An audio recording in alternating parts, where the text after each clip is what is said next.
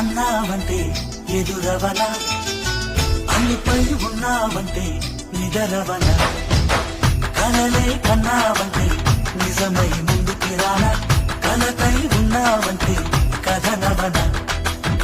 అమ్మలో ఉండే సగం అక్షరం నేనే, చూపులోన దీపావళి, నవ్వులోన రంగోళి, పండుగలు నీతో రావాలి, నా గుండెలోన వేడుక కావాలి.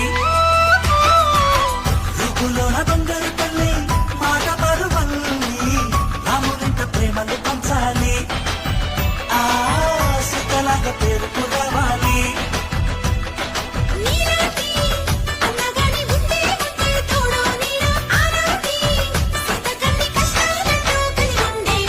చెల్లిపోని బంధం